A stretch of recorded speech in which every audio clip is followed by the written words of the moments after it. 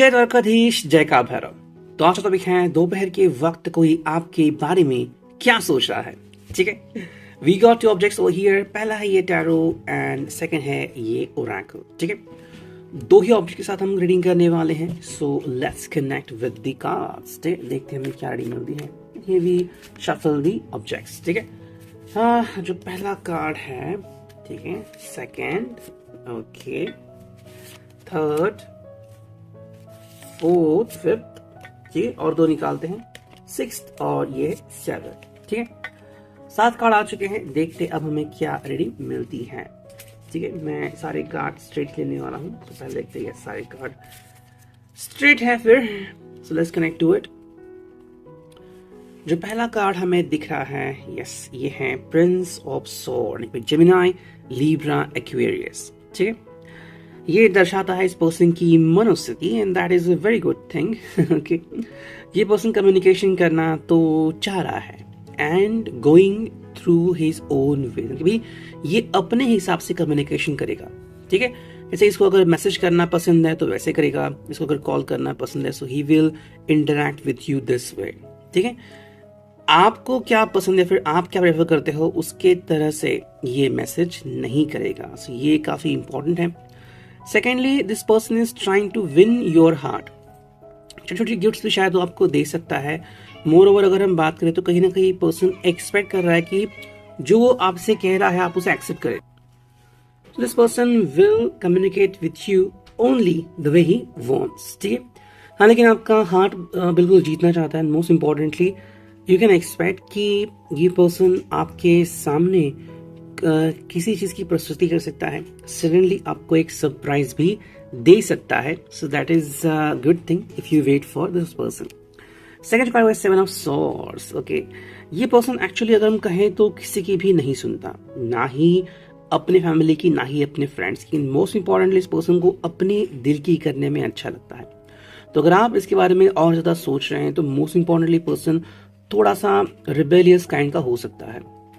Okay, and ये person ज्यादा भविष्य के बारे में नहीं सोचता।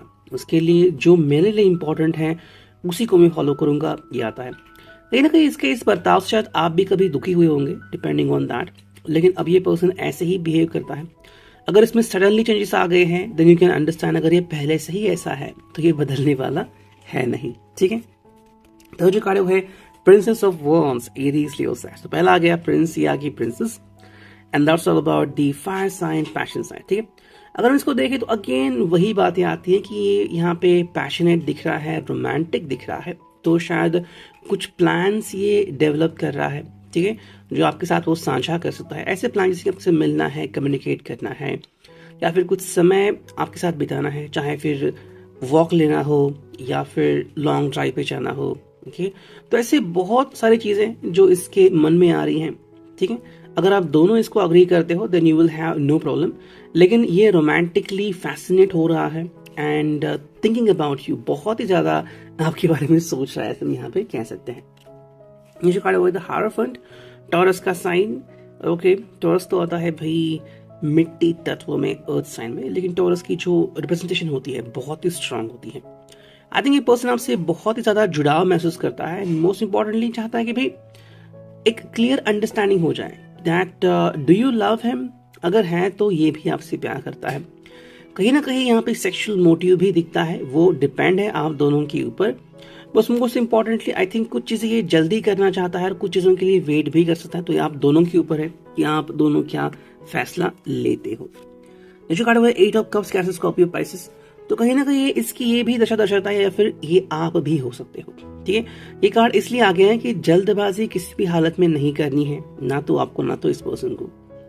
ये इसलिए है कि शायद कहीं ना कहीं अचानक से ये पर्सन अपने अतीत में जा सकता है। ओके, अगर उसे अपना अतीत दिखे या फिर जिसको उसने दिल लगाया था कभी, वो अगर उसे अचानक से दिखे वगैरह। एंड अगर हम आपकी बात करें तो अगर आप इसकी हर टर्म्स एंड कंडीशंस मान रहे हो तो अचानक ये आपके जिंदगी से डिसअपियर भी हो सकता है। काफी सारे मैसेजेस होते हैं जो ही पॉइंट आउट करते हैं कि भाई पहले तो इन्होंने हमसे बातचीत की और अब ये बातचीत नहीं कर रहे हैं, तो कहीं ना कहीं आपकी भी दशा हो सकती है। तो ये ना हो इसलिए अपना ख्याल पहले रखना है। एंड सेकेंडली, अगर ये पर्सन बहुत ही ज्यादा पॉसेसिव है, तो ये भी एक रिश्ते की शुरुआत में बिल्कुल भी अच्छा नहीं होता। नेक्स्ट जो कार्ड है वो है 3 ऑफ पेंटिकल्स एंड जो फाइनल कार्ड है वो है द हैंग्ड मैन। ठीक है, ये दोनों कार्ड्स हमें दिख रहे हैं। क्या है इसका मतलब? 3 ऑफ पेंटिकल्स में हमें दिख रहा है कि कहीं ना कहीं इस पर्सन को और आपको ये अंडरस्टैंडिंग मिल रही है कि धीरे धीरे प्रोग्रेसिवली आपको आगे बढ़ना है। सेकेंडली, ये अपने टर्म्स आपको बता रहा है। ठीक है, तो यहाँ पे प्यार से ज्यादा उसके जो टर्म्स एंड कंडीशंस है वो आपको दिख रहे हैं। एंड आई वुड प्रेफर कि आपको इस व्यक्ति से अगर प्यार है तो थोड़ा और समय डिवोट करना होगा एंड इसको बताना होगा that I love you doesn't mean I follow your rules. Okay, इनके रूल्स मानने के लिए आप नहीं हो, हाँ प्यार के लिए आप यहाँ पे जरूर हो।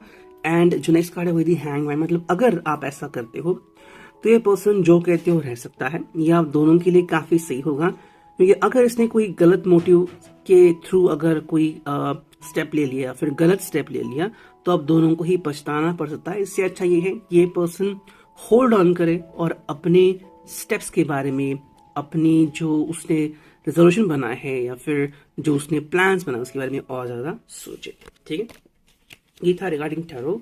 और अब देखते हैं ओरेकल से हमें क्या रीडिंग मिलती है। जो करते हैं कार्ड्स की शफलिंग, हमें चुनने हैं बस कुछ कार्ड्स।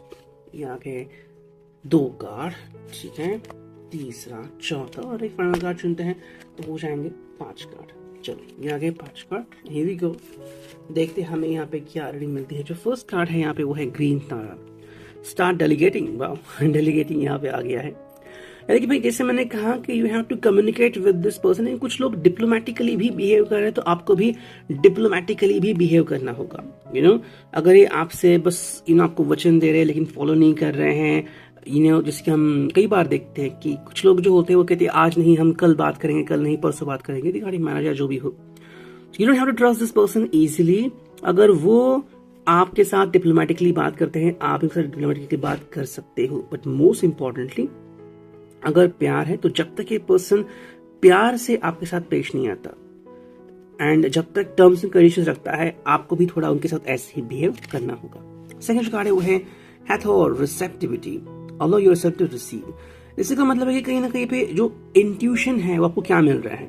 जैसे कि अगर आप इनको डेट कर या फिर काफी दिनों से, महीनों से, सालों से जानते हो, तो अब इनमें कौन से चेंजेस आ गए हैं? क्या धीरे धीरे बदल रहे हैं? क्या ये किसी का कहना मान रहे हैं? क्या इनके ऊपर किसी का इन्फ्लुएंस है, पॉजिटिव नेगेटिव? वो आप खुद समझ लियो। जैसे ही आपको लगेगा कि ये पॉजिटिव हैं, you can start reaching to their heart. और अगर लग रहा है कि नहीं ये बहुत बदल गए हैं, तो आप उनसे थोड़ी दूरी बना सकते हैं। ठीक है, नेक्स्ट कार्ड है वो है सडना, infinite supply. You are supply for today and all of your tomorrows. But you have to understand this person. कई बार ये पर्सन सिर्फ किसी टेम्पररी सॉल्यूशन के लिए जुड़ता है। ठीक है, जैसे कि भी इनको किसी की याद आ रही है तो आप वो हो जिनसे वो घंटों तक बातें कर सकता है। So that is the reason कि अगर ये ऐसा बिहेव करते हैं या फिर टेम्पररी सॉल्यूशन है तो आपको उनको टेम्पररी ही कंसिडर करना है। नेक्स्ट जो 2 कार्ड है वो है एराक्यूरा, blossoming and Saraswati the arts. ठीक है, इसका मतलब है express yourself through creative activities. इसका मतलब you are just getting started, so have patience. तो कहीं ना कहीं आपको पेशेंस रखने की जरूरत है। एग्जैक्टली वो आपके साथ किस सोच के साथ आगे बढ़ रहे हैं, क्या वो सोचते हैं। मोस्ट इंपॉर्टेंटली कि अगर आपको लगता है कि you can express yourself the best you can. ठीक है, कई बार ऐसा देखा गया है कि धीरे धीरे कोई व्यक्ति आपके अभिव्यक्ति के ऊपर बंधन डालता है।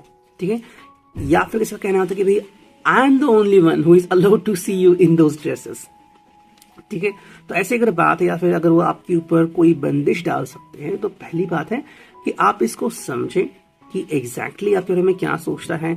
प्यार करना इज नॉट अ प्रॉब्लम, लेकिन ऑब्सेसिव पॉजेसिव हो जाना किसी के बारे में, वो कहीं ना कहीं फिर सही नहीं होता, बिकॉज फिर वो किसी को ट्रबल भी कर सकता है। Reading, I hope it will resonate. Thank you.